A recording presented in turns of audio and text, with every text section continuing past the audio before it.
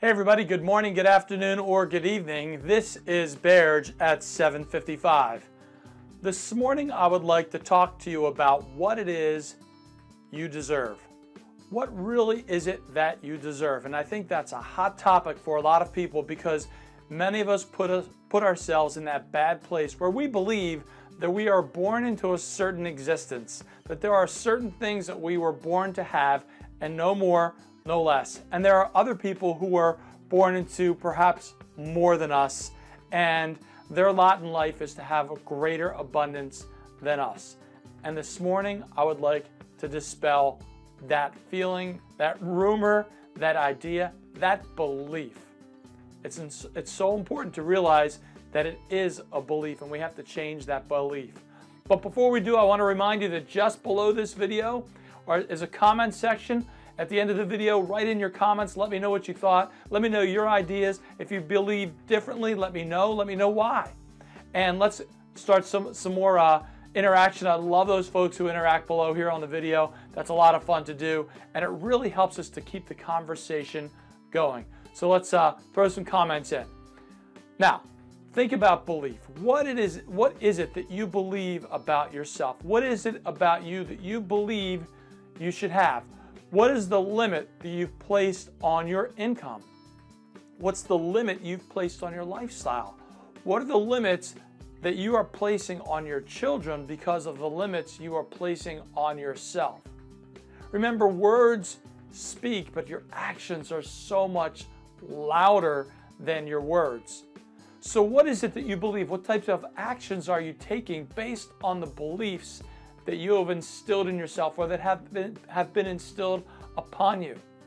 Because whatever those beliefs are, they can change. Trust me, they can change, and they can change in a big, huge, gigantic way. But the only person who can change them is you.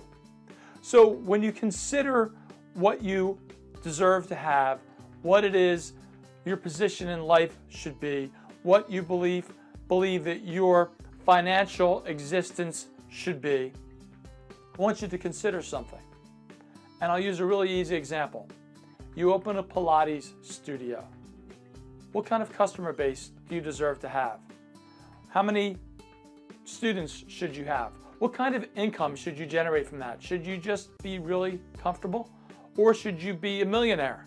And I'm saying that in all seriousness. Should you be a millionaire from a Pilates studio? Do you deserve to be a millionaire because you have a Pilates studio? Well, why not? Why not? If you own a Pilates studio, first of all, you're providing a great service to people. You're helping people to get a healthier lifestyle, to get their bodies in shape, to get their minds in shape. Because when we move our bodies, our minds get exercised as well. And it's a holistic approach to life, and you really feel so much better. So you're providing an amazing service for people. But when you open that Pilates studio, most likely you're paying rent to a landlord. So you're providing income for him and his family. You perhaps have street parking. So people need to put money in the meter. When they put the money in the meter, they're supporting the township and the community. Perhaps the people who check the meters are getting paid through that experience as well. When you have a Pilates studio, there's probably a yoga mat that your customers need to buy. That yoga mat needs to be manufactured somewhere. And the rubber or whatever it is that's used for a yoga mat needs to be created in another factory someplace else, employing even more people, creating income for even more families. At your Pilates studio, people probably have specific types of clothing that they wear.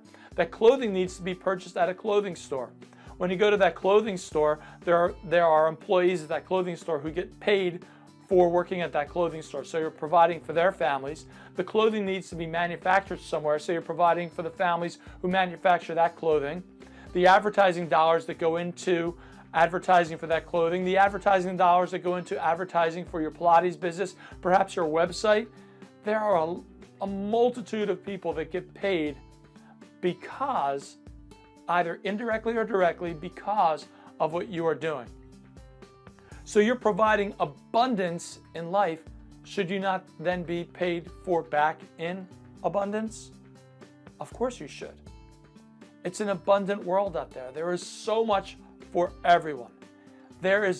When you approach the world in a small way, believing there is only a small slice of pie enough for you and enough for others, and that if you take your slice of pie, you're taking pie away from other people, you're not getting it.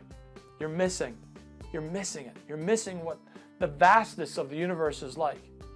It's like going to the ocean and dipping in a cup and taking a cup of the ocean water away. You're not drowning any fish because of that. It just won't happen. You could do that thousands and thousands. You could do that millions of times, and nothing will change. In fact, that water will get recycled back into the ocean. That money gets recycled back into existence. That abundance gets recycled back into existence. And the more it gets recycled, the more there is. It seems to generate more and more and more. So consider what it is that you're doing. When you want abundance in your life, consider the abundance that you are putting back into the world. So in the comments section below here, what are your dreams? What are your goals? What are the things that you believe about yourself? What is it that you are going to do this week that's going to bring abundance into your life? In fact, even better than that, what are the things you are going to do this week, or a thing that you're going to do this week that will bring abundance into other lives, thereby bringing abundance into your life? That's my message for today. Remember, like bathing, motivation does not last. That's why we need to do both daily. This is Bear Jahanian saying thanks for joining us, and we'll see you again next time. Have a greater day, everyone.